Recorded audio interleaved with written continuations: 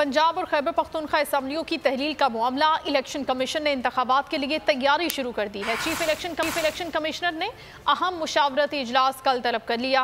ज़राए के मुताबिक कौमी असम्बली की 64, पंजाब असम्बली की 297 और खैबर पख्तूनख्वा की 115 जनरल नशिस्तों पर इंतखाबात कराए जाएंगे।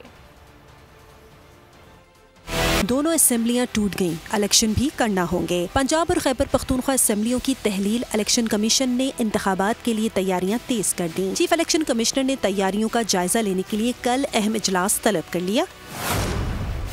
ज़राए के मुताबिक कौमी असम्बली की 64, पंजाब असम्बली की 297 और खैबर पख्तूनख्वा की 115 जनरल नशिस्तों पर इंतखाबात कराए जाएंगे। कौमी असम्बली की 64 नशिस्तों पर ज़िमनी इंतखाबात मार्च, पंजाब और खैबर पख्तूनख्वा असम्बली के इंतखाबात अप्रैल में कराए जाएंगे। इलेक्शन कमीशन का मजीद कहना था कि दोनों असम्बलियों में इंतखाबात पर 15 अरब जबकि कौमी असम्बली की 64 नशिस्तों पर 5 अरब रुपए से जायद के खर्चात आएंगे। वफाकी हुकूमत ने इलेक्शन कमीशन को 18 अरब रुपए फराहम कर दिए। KP और पंजाब के इंतखाबात वक्त से कबल कराने पर इखराजात में 20 अरब रुपए का इजाफा होगा।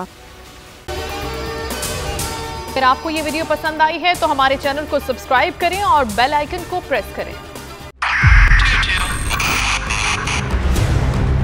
2022 बहुत सारे तोहफे भी देखे गया पाकिस्तान की आवाम को। पाकिस्तान की आवाम को एक तोहफा ये दिया कि आवाम को पता चल गया कि पाकिस्तान का मीडिया क्या है। साल 2022 में सबसे ज्यादा देखे जाने वाला चैनल बोल न्यूज रहा नंबर 1। हमने बहुत सारे शोज और ट्रांसमिशंस की। पूरा साल मुसलसल जदोजहद में निकल गया कि ये वोट ऑफ कॉन्फिडेंस के पीछे कौन लोग थे।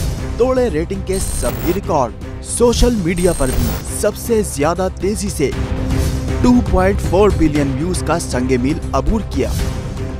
एंकर्स को भी आवाम में सबसे ज्यादा मकबूलियत मिली और सोशल मीडिया पर भी बोल रहा सब पर सब्सक्राइब करें और बेल दबाएं ताकि कोई खबर रह न जाए।